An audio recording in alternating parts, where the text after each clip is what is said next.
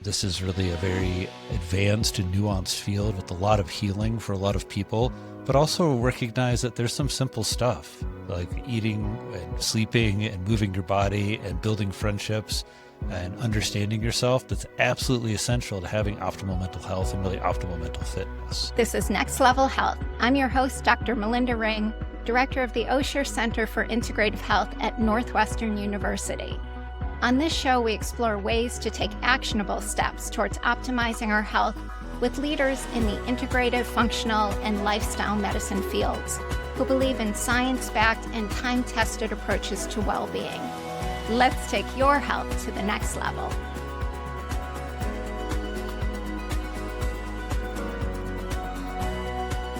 Today, we are talking about a topic I think we all need right now: how to build mental fitness. This is not just treating anxiety or depression, but cultivating a brain that's more resilient, focused, and joyful. And to help us do that, I'm joined by somebody I've admired for years, Dr. Drew Ramsey. Drew is a board-certified psychiatrist, psychotherapist, and farmer, yes, farmer, who's also one of the pioneers of a field called nutritional psychiatry, the use of food as a foundational tool for mental health. He's the author of 5 books, including his newest one, Healing the Modern Brain, 9 Tenets to Build Mental Fitness and Revitalize Your Mind, which just came out this year. And in it, he combines the latest science with deeply personal patient stories to show us what it really takes to heal the brain in today's overstimulated, undernourished world. From SSRIs to sardines, purpose to plastic exposure, Drew's book spans it all. And I am so excited to talk with him today about how we can all build better mental health through our daily choices. Drew, welcome to Next Level Health. Oh, Melinda, thank you so much. What a nice introduction. It's a treat to be with you and with everyone who's listening. Yeah, thanks so much. So let's just jump in. The concept right at the heart of your book, mental fitness. We hear a lot about physical fitness, like getting in our steps. Mental fitness isn't oftentimes part of the conversation. So can we just start out by, how do you define mental fitness and how does that differ from the more traditional approaches to mental health? Well, mental fitness is about building our mental health. And as you know, with physical fitness, we all know a lot about what we could do. Maybe we're not exercising 3 or 4 times a week, but we all know some exercises. We all know how to build maybe our core or how to stretch a little bit, or that we should go on a walk or a run. It's accessible to us in some way. Mental health is a little more elusive, and we know combined with maybe needing some education of just what are the basic parts of your mental health strength, how do you build it, how do you build flexibility, we also are facing new challenges. We just all are feeling it more and more, whether it's the stress from social media or the 24/7 news cycle or the microplastics, as you mentioned, that are in everything in our brain apparently too. There's just a lot that we're all dealing with now. And so this really requires us to have more of a plan. And as a psychiatrist, I see a lot of times our plan with mental health, unfortunately, is avoidance. We have a lot of stigma around mental health conditions. People don't really think you come and see someone like me, a psychiatrist, and you get a diagnosis and you walk out with an effective treatment and do better. But that's exactly what I do every day, and all my colleagues in mental health do. And so helping people engage with mental health and think about their mental health prior to having any symptoms is the goal of mental fitness. That you and I and everyone listening are very, resilient, sort of alpha predator neurological creatures. The brain is super complicated and a little bit fickle. And some of what we need for a healthy brain and good mental health is just eroding in our culture, in the modern world.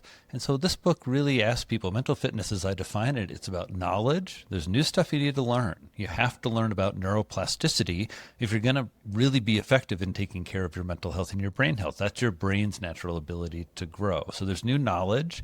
There's some new skills that people have. Maybe, Melinda, you don't know how to make pesto. I bet you do. But some people listening might not. I do. Yep. Yeah, right. You and I know. Some people listening might not know. So there's some new knowledge and skills. Wow, you make pesto at home. You've just unlocked one of the most nutrient-dense dishes. Amazing. And allowed yourself to eat pasta still, which is a big goal of me nutritionally, goal of mine. So mental fitness, right, is knowledge.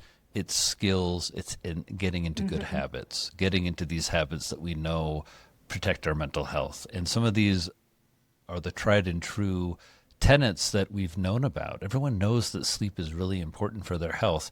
Sometimes we don't extend that to how important it is for our brain health and mental health. And so mental fitness really asks us to take our day and think about each day as an opportunity to take great care of your most important asset, and that is your brain. And that's what mental fitness is all about. So I just want to go back to one thing you said, because mental fitness isn't just like this feel-good concept. It's really grounded in hard science like neuroplasticity. And can you just explain for listeners who aren't familiar about why that's such a hopeful concept for people who may feel like they're just, destined, they have depression or anxiety, they're just destined to have that forever? Yes, this I get into in the book a little bit around the controversy with the chemical imbalance theory. Now, I'm a big fan that our mood, our cognition, our minds are made up of a lot of chemicals, and getting the balance of them right is obvious and important. And if you're a psychiatrist, chemical balance is a really clear, important thing. Another really clear and important thing that we've discovered that's new is this idea that the brain can repair itself, give birth to new brain cells, that your brain cells are constantly creating new connections and pruning out old, useless connections. The brain has its own inflammatory system. So neuroplasticity is really quite simply the ability of the brain to change, to grow, and to repair itself. Neurogenesis is the birth of new brain cells. We learned really during my career that the human brain keeps giving birth to new brain cells as you're an adult. This was news to us. Very exciting. And so these give me hope. In the book, I introduced this molecule. Both my last two books, I talk a lot about BDNF, brain-derived neurotrophic factor. And just, when people think about psychiatry, think about like Prozac and serotonin. And I'm like, those are great molecules. I love those molecules. But BDNF is like the molecule of hope. Right? Because it says, hey, my DNA codes for something that takes care of my brain, that literally takes care of my brain cells. That's what this thing does. Wow, I want more of that. And then it leads to a natural question, especially if you're in my line of work, which is taking care of your patients' brains. What can we do in our everyday life to get more BDNF? And in some ways that's a little oversimplified, and in some ways it's not. Right? Most people are not engaged in some of the most important behaviors that promote more brain growth factors. And so that's a really important new concept. The other two that I talk about in the book, just to point those out, one is inflammation. Everyone's hearing a lot about inflammation and how it's involved in heart disease and diabetes and obesity. Wow. It's also really involved in our mental health, particularly in depression and anxiety. There's been just a ton of new research that's come out. Maybe you saw the headlines about how fried foods might be one of the things causing more anxiety. They found this correlation with fried foods leading to, I think it was a 9% increased risk of anxiety in a population. And these researchers asked why, and they created a model using zebrafish, where they basically gave the zebrafish the bad stuff from fried food. And the bad thing in fried food is a molecule called acrylamide. And then they studied, what does acrylamide do to brain cells? What does it do to the blood-brain barrier? And they found just incredibly high amounts of inflammation. These brains dosed with acrylamide, again, something found in French fries, it really caused a lot of inflammation, caused these brain cells not to be able to process fuels and fats as well. And so it's, again, a lot of this new science in the field of nutritional psychiatry that really shows us the power of everyday choices. This isn't saying you can never eat a French fry. Honestly, if you make oven-baked fries at home, if you use an air fryer, you reduce acrylamide, I've seen in studies, by 90%. But if you're on that kind of fast food, it's easy, it's cheap, that you're eating a lot of French fries, that is what we call low-hanging fruit, right? It's an easy move to swap that up. You can still eat yummy potatoes, right? But there are just ways to do it where you're going to get more nutrients, less acrylamide. And this is all to say that depression, anxiety, and other mental health disorders relate to inflammation. And so everybody listening, understanding more of what does that mean, right? Easy way to understand what inflammation means is a hangover. So how hungover you are after you go out on a bender directly correlates with how inflamed your brain is. Inflammatory factors are higher when you have worse hangover. And so that's, in some ways, a great way for people to understand. Most people listening probably have had a hangover, and it's just a good way to understand your brain feels bruised and off because it is. And so the last big idea in the book that is we kind of in the get into how I want people to frame mental fitness, it's around the microbiome, which is here my only prop for you all watching in video. I won't show you the brand, but this is a delicious can of kombucha. And in drinking kombucha, here I'll take a sip, and millions of live bacteria are going to go, literally millions in every sip are going to go down. Here we go. Look at that. Are you happier now? Well, let's talk about it. There are actually studies, for example, of nurses and drinking more kombucha. There are studies of people eating more and drinking more kefir, a fermented dairy product.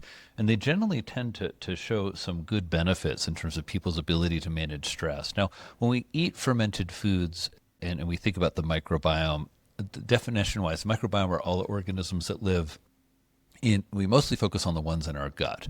But it's a little bit of a gross idea that we're basically covered in bacteria, and there are unique populations of bacteria that live in your ear canal, that live in your navel, that live between your toes, and that also live in your intestine, mostly in your colon. And they serve a lot of different functions. The main takeaway from this is having people think about nutritional psychiatry more. A lot of my work has been helping people understand and translate this new science that what we eat plays a role in our mental health and brain health, both acutely, how we're feeling day to day, in terms of our risk of mental illness. People who eat more ultra-processed food have a 50 to 70% increased risk of getting depressed in a large study published in 2002 looking at thousands of nurses. People who eat a more Mediterranean-style diet have a reduced risk of depression between 35 and 50%. So, there's something there that, especially if you come from a family that has mental health concerns or has depression, or you've had depression, that's research that really has an actionable result for you at lunch, at dinner, when you snack, when you travel. A lot of people, obviously know about this, that what we eat affects how we feel. But the microbiome is one of the kind of new geekiest science ways that we think about that, which is really comes down to wanting people to eat more plants. The majority of Americans, 95% of Americans, don't eat the daily recommended allowance of fruits and vegetables. Right? 70, 80% of Americans don't eat the daily recommended allowance of fiber. There's even a little bit of like an anti-fiber, anti-plant movement these days. So, the real clear science suggests that a lot of fiber in your diet is quite good for you, plays a lot of different roles, eating plants and feeding your microbiome, which means eating a diversity of plants, really. The top microbiome expert, Tim Spector, a UK physician, recommends trying to get 30 different plants a week. And it's not that hard. I chopped up an onion, some garlic, threw in some basil and parsley yesterday. That was 4. I had some pasta. It was whole wheat, so maybe that gets me a 5th one, 5, right? And that was just a pasta meal yesterday. So, there's a way of getting more plants and then eating more fermented foods. So that's a big tangent off of neuroplasticity, but those are the big themes in healing the modern brain, along with what I call modern psychological concepts. As you noted, I'm a psychotherapist, so I just spend a lot of time speaking and listening with people about their inner worlds, and I wanted to share some of what I felt was really important for people to hear and have goals for in terms of their mental fitness. So just to stay on the nutrition for a second before we go back and talk about all of the tenets as a whole, I love the 30 different plants in a week, because that's, here's an actionable thing to aim for, to like cross off your list of how many did I get today, almost gamifying it. And I think you've also said seafood greens, nuts and beans. Greek, again, a little dark chocolate, and a little dark chocolate, right? And then we did have a Northwestern physician, Catherine Roberts, who is in charge of student mental health there. I saw her at the American Psychiatric Association conference, and she added in, because I didn't have a rhyme for it, don't forget the rainbow celebration and lots of fermentation. So something like that. Okay. But these are the food categories, everyone. And so nutritional psychiatry asks you to think about food differently, to really think about how do you feed a brain cell? And what can you learn about that and understand about that that affects your daily food choices? For example, we all know omega-3 fats are great for brain health, great for depression, right? There's some debate about the supplements, but boy, when it comes to eating fish, the data signal is pretty good. Well, which fish has the most omega-3 fats? We all say wild salmon. Okay, well, what other ones? And what are the best ones for you? What are some of your favorite high omega-3 fat recipes? So nutritional psychiatry asks us to increase the nutrient density, how many of these nutrients for brain health that we're getting, and these food categories that we're talking about are the best places to start. So seafood, again, this is where we get our omega-3 fats and lots of B vitamins, lots of zinc and magnesium, seafood, greens, nuts and beans, and a little dark chocolate. Again, these are really nutrient-dense food categories. They allow us to get things like more white beans, the top source of potassium in our diet, much higher than bananas. But again, one of those sleeper foods I really didn't know about, or to build our skills. As I was saying, knowledge is part of mental fitness. So for me, I wasn't a big seafood eater, and so I really had to learn, like, what do you do with a tin of anchovies or sardines? How do you make that into something yummy that people eat? And so learning about these food categories, doing a little experimenting, and then I think probably the most important thing about nutritional psychiatry to emphasize is it's very simple and very delicious. Unlike a lot of dietary plans that focus on your macros, we kind of focus on the main culprit in nutritional psychiatry, that the main problem people are having is they're eating too many ultra-processed foods, they're eating too many calories, they're living with a lot of misinformation guiding their decisions about their nutrition and health, and they've kind of lost track that simple whole foods is really where it's at. Yeah, I love that in the book you gave you talk about that, like, it's not about calories. It's not about that, focus on the nutrient density of the foods you're eating, and gave some really nice examples of, here's a smoothie, and this is why it's so much better than these sugar-laden smoothies you might have. And here's a great lunch you can do. And so really just simple concepts and of course, those same foods are good for cardiovascular prevention and everything. So I appreciate and support the dietary approach you took there. Well, thank you. I'm glad to hear that. It's always meaningful when physicians, feel the advice is spot on. I think all of us, tend to agree on some things that, more whole foods is good. And I think the public in a lot of ways ends up confused as, some of the details get debated, like whether whole grains matter or not. And, at the end of the day, most people aren't eating a lot of whole grains. There's not a lot of farro. There's not a lot of wheat berries. There's, not a lot of quinoa in the general households. But nutritional psychiatry, again, is, I think, a very hopeful idea. It's not trying to say that if you have depression or bipolar disorder or struggle with addiction, that, boy, it must be because you're not eating right. Nutritional psychiatry is a nuanced field trying to suggest that, hey, if you're struggling with your mental health, your brain is your most energetically demanding organ. Your brain is doing something no other set of cells in the universe is known to do. We know that it does better with a certain set of nutrients, and those nutrients come in a certain set of foods.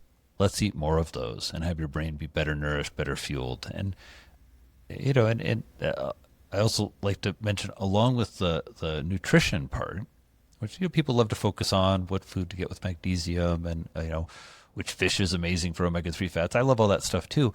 But I also always want to remind people that nutrition plays a huge part in our mental health because of the ways that it connects us to other people. And one of the tenets of mental fitness is really around connection. And as I traveled around the country really years ago, as I was starting nutritional psychiatry and talking about that more, I'd have these like really wild encounters for a psychiatrist. Like I'd be at like a food cafeteria conference, and I'd be sitting with groups of people who literally are the folks like trying to figure out how to get more farm fresh food into our school cafeterias, like essentially angels on earth. And you see this way that like, wow, like food connects us. Or I tell the story in the book where I started going to the Abington Square Farmers Market when I was in New York City, and that sending my patients to farmers markets on the weekends was one of the ways that I just found that, again, food and the celebration of food and the growing of food connects us all. And so there is more than just the, what has the most vitamin B12. I mean, that's great stuff to geek out on, but it's also, I think, my encouragement that everyone use food. And my hope with these conversations is that people get inspired to do something in the next few days, the next week, but use food to connect, whether it's a double date or a potluck or having a little picnic with some friends in the park, that using this notion of nutritional psychiatry, both within the idea of nutrition, but beyond it too. Prevention is one thing, but sometimes patients who are actively depressed or actively anxious have trouble making those steps. It feels overwhelming to them when they're already in a place where they're discouraged or have just feel like they have too many things that they're trying to manage. How do you approach it in that case? Because I think that is a situation we see a lot where people are like, yeah, I believe food will make a difference in how I feel, but I just can't even take that first step. Well, I think sometimes this is where we make a bit of a misstep with patients who have depression and anxiety, and we kind of align with the overwhelm. That, it can feel like a lot, and certainly it's a symptom of depression and anxiety to feel very disempowered, to feel overwhelmed, to feel panicky, to have cognitive fog and feel like it's hard to sequence things. And it becomes a kind of a catastrophic thinking where, we're not talking about a 5-course meal here that, you cook for 7 hours and spend all your money on expensive groceries. I'm talking about like lentils, maybe some peanut butter. I'm talking about swapping out your ice cream for more, maybe full-fat yogurt with fresh berries and granola. Yep.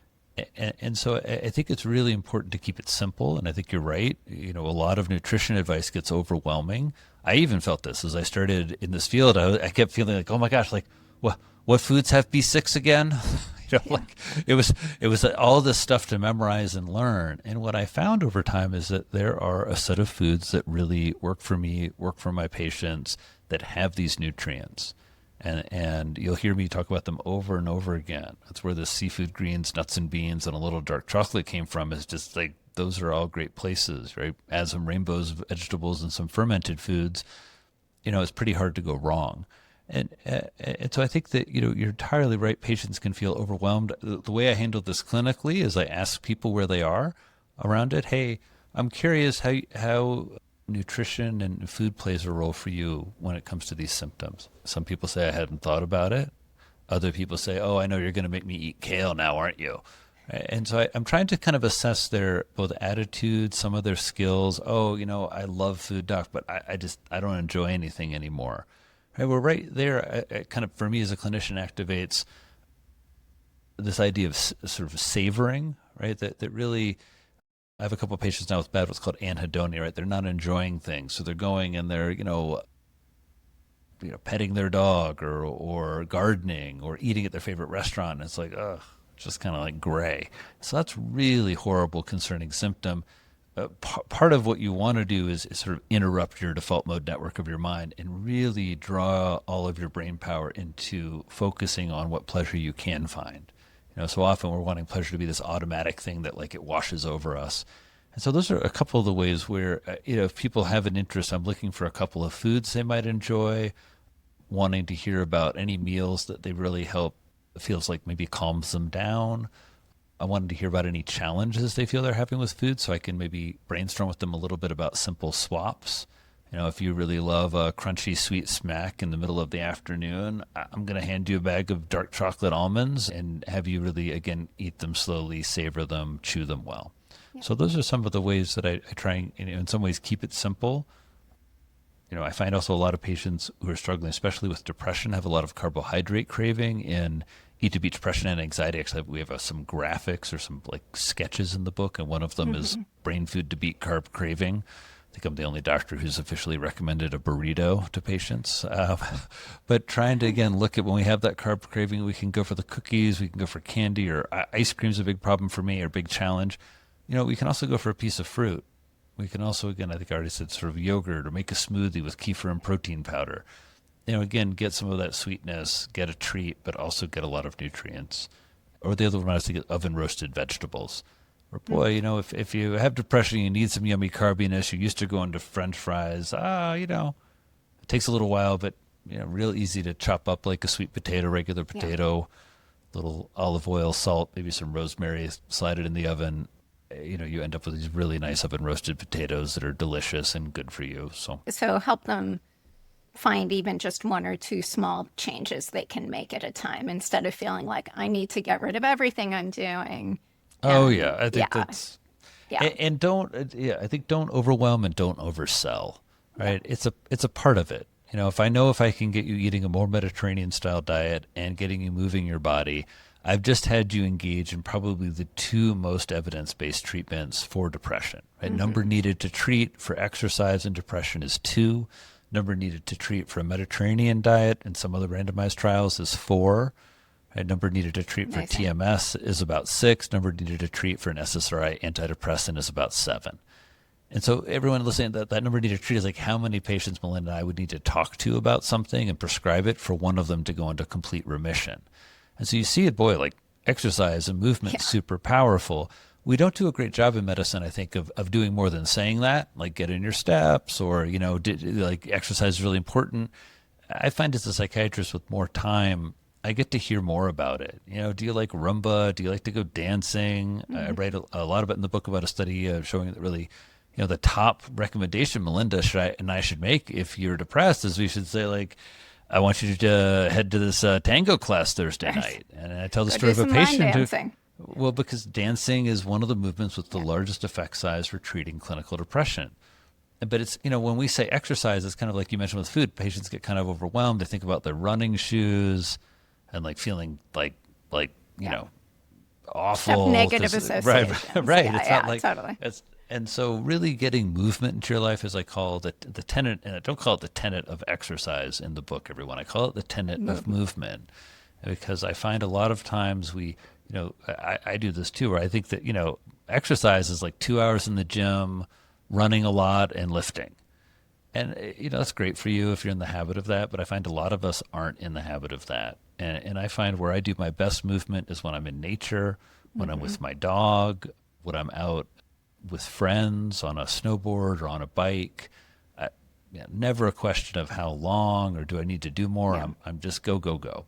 And so I try to take some of those lessons also that I've heard from patients and heard from patients who have found so much solace in movement through hiking and walking and dancing and trying to just get more of that going in our lives. Again, is not this like oppressive medical advice, is just very Yeah. simple, necessary care of the human frame. So you've mentioned a few of these. So in your new book, you have this sort of thoughtful architecture where you start with self-awareness, like as the foundation of where everything else is built. And then you go through these core lifestyle practices now, like nutrition, movement, sleep, connection. And then there's what I would think of as a little more intangible, almost psycho-spiritual elements, engagement and grounding, unburdening, purpose. You start with self-awareness. So why is self-awareness so critical to healing the brain? And and then, as like a follow-up, in your practice, have you seen that some of those areas are more overlooked or most transformative for your patients? Self-awareness is the important and most important first step because until you're aware of your challenges, until you're curious about yourself, who you are, what your strengths are, it's very difficult to make changes. In the chapter about self-awareness, I talk about some of what I see clinically, a lot of, for example, this defense of externalization, right? Where we lose our control, we give it over to other people, other objects, institutions, because we tend to blame them. And it's much more potent for us to be empowered to sit in a stance of thinking about what choices we have in front of us to move forward towards more health. And so self-awareness really is part of what we do in psychotherapy a lot, is trying to have people see patterns in their behaviors.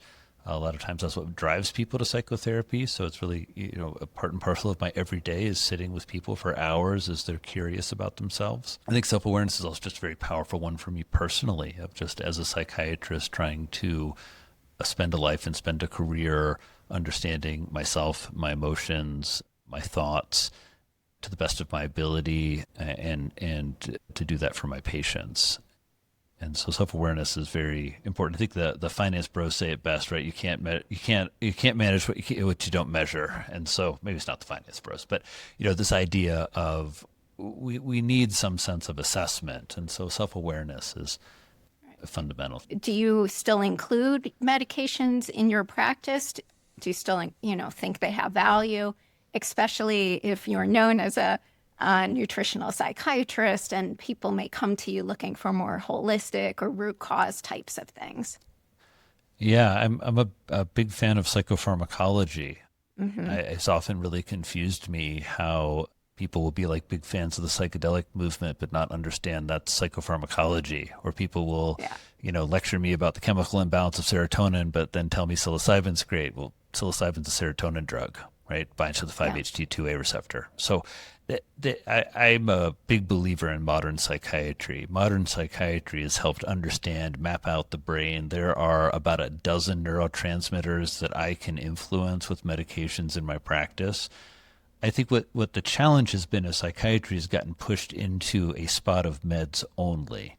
And so being in private practice, I get to sit with my patients. I sit with patients for 45 minutes, period. You see me for meds, you get me for a full session, because there's so much that influences how we feel. I definitely prescribe meds. I think the meds work really well for some people, and they face so much stigma. If you're doing great on Zoloft, everybody's like, do you still need that? Is it that serious? Do you know the long-term side effects of that?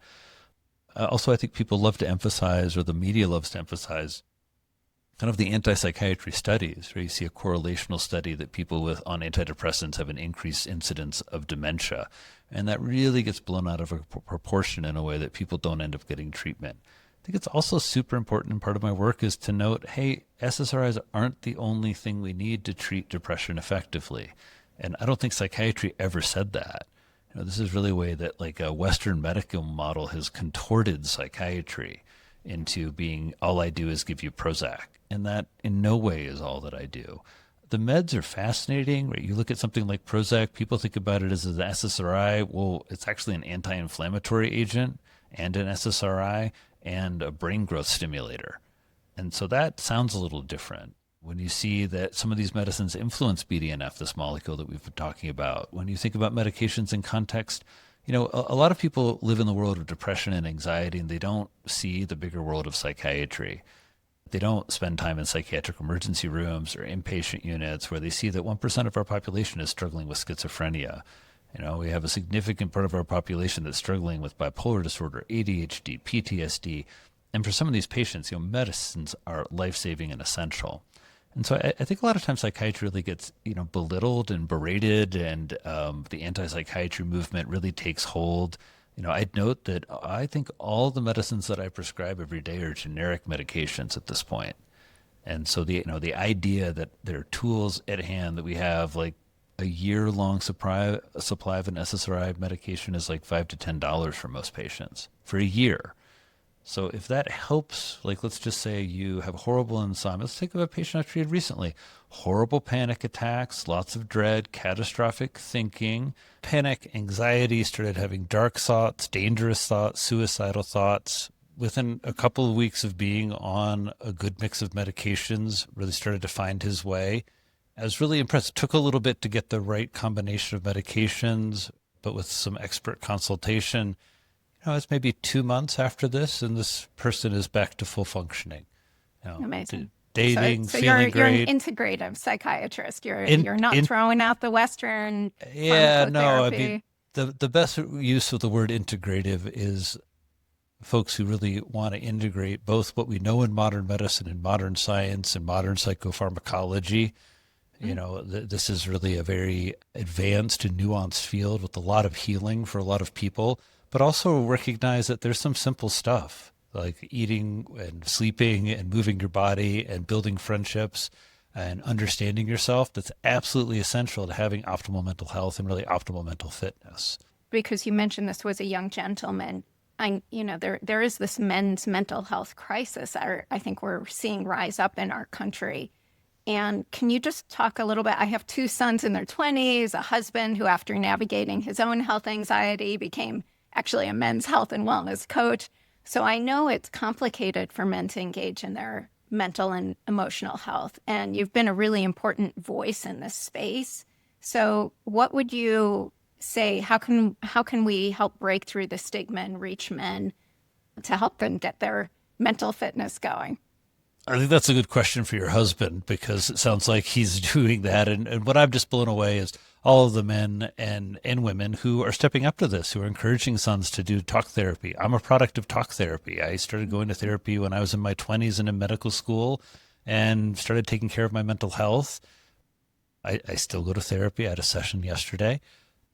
I think that's part of keeping me tuned up. That's a different idea than a lot of men have about how they keep themselves tuned up. I think it's really growing though. Optimization is, I guess, one goal men have, but also just keeping your head above water, being a good man, achieving your goals, starting a family. For me, being a husband, these are the things that don't go on your resume, but they really pay huge dividends and I would say are the next layers of adult male development that don't get talked about. Like development doesn't end when you're 18, it kind of starts. And male development doesn't really end, right? What I learned in my 30s, in my 40s, now I'm in my 50s. Wow. I mean, it's just all really, really nuanced and different. And so the male mental health movement has some things that are missing. We have no male mental health centers in the United States. Folks, when I'm wrong, please somebody comment and let me know because I'm not yet. I've been saying this for a decade. It's just wild. I love our women's mental health centers. The idea that they're specialized psychiatrists and clinicians, physicians who, psychologists, therapists, right, who focus on women's mental health. What happens to women around pregnancy with their mental health? What about perimenopause and menopause? Like that's a specialty. You can do a fellowship in it. Male mental health, it's like a few of us talking, like listening to Scott Galloway. That's like that's so all to say there's a lot more in terms of resources. I think all men listening should be aware that your mental health should be your top priority, right? That's the top cause of disability for you is not your heart health. The top cause of disability for men in America is mental health and substance abuse, like by far. That's the biggest enemy you're fighting when it comes to your health. And so I want people to feel inspired and hopeful. A big shout out to Men's Health Magazine and Greg Scott Brown. They've both been instrumental in terms of partnering with me, of allowing us to talk a lot about male mental health and talk with a lot of men and women about male mental health. I think my last comment is just like treatment works. And I think a lot of men hem and haw, and then they go to one eval and they're like, oh, treatment doesn't work. And that's like not an effort at all. Like treatment works it's like anything for a man. It works if you want it to work, buddy. It will. I guarantee it. But you've got to put in the effort. You have to make it something that works. And, when you're struggling with your mental health, you're struggling with trauma, struggling with things that have happened to you, it's hard sometimes for men to pivot and get back into that stance that us men love being in, which is we feel powerful, we feel in control of ourselves, we feel respected, we feel in connection, we feel a value.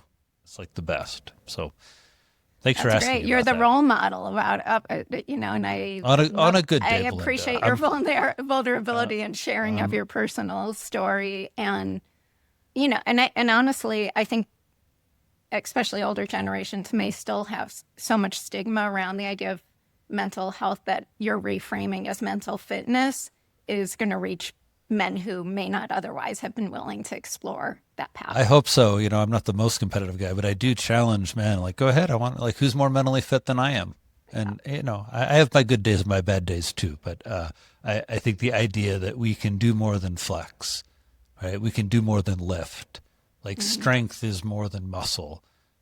I like that idea. I like the idea that being a strong man for all of us, every man listening, it is much more than our physical strength. It's our ability to listen. It's our ability to create boundaries and protect people. It's our ability to create foundations for other people to stand on. These are all great things men do. And so, I think we're at this great inflection point where men are being asked to lean into real modern masculinity, self-aware, powerful, thoughtful, trustworthy. That's what masculinity is missing, and it's something that everybody can bring back a little bit every day. Thank you so much. I will definitely, I already sent your book, but I will be sending the podcast to my family as well. Well, thank you. So maybe just to close, one personal takeaway, something simple and powerful that you hope listeners would walk away to get to their next level of mental health. Well, lentils. I didn't say lentils 6 or 7 times. I just say that's the easy takeaway, folks. Like a lot of you didn't eat lentils this week, and if you did, you'd have the top source of folate, amazing source of fiber, really yummy, great source of plant-based protein, 18 grams in a cup. I think that's what I've really spent a lot of time this summer thinking about the tenet of grounding.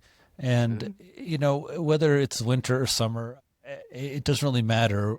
We often have our time in nature be, influenced by the seasons, but really it should be a constant for you, that you are a natural creature, that there's a lot of solace and a lot of spirituality for all of us within nature. I think we can all agree when we stand in awe of something at the edge of a big lake or an ocean or at the base of a huge mountain, something happens. You go out into that deep forest, something takes your mind someplace. And so I would leave everybody with encouragement to really spend some time in big nature and deep nature with a couple of people that you love. It's a wonderful place to take your relationships. We often think about getting closer as like, all right, sitting down and having a talk. And, getting closer, I've found, especially as I've gotten older, is about doing things together, going places together, having adventures, getting out into the big nature. And so I think that for today, what really strikes me is, especially with so much focus on our national lands and the great asset of our national lands for all of us. And I think here in Jackson, I'm feet from our National Elk Preserve, something a lot of people don't know we have, and looking at some of these big, beautiful Teton Mountains, which so many millions of Americans come to every summer. And I think there's something for us in the vastness, especially right now. There's so much confusion, so much, in some ways, danger and mental health problem waiting for us in our screen. Getting back out of the little screen into the big screen, that big sky, that would be my encouragement right now for everyone. So you're recommending land, love, and lentils. Land, love, and lentils. Melinda, I love that. Yes, ma'am. All right. Well, Drew, thank you again so much for sharing your work and your wisdom.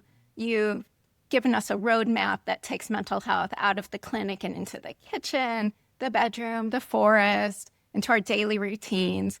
And so for those of you who are listening, I highly recommend Healing the Modern Brain. It's incredibly readable and, most importantly, hopeful. And until next time, be well and keep leveling up.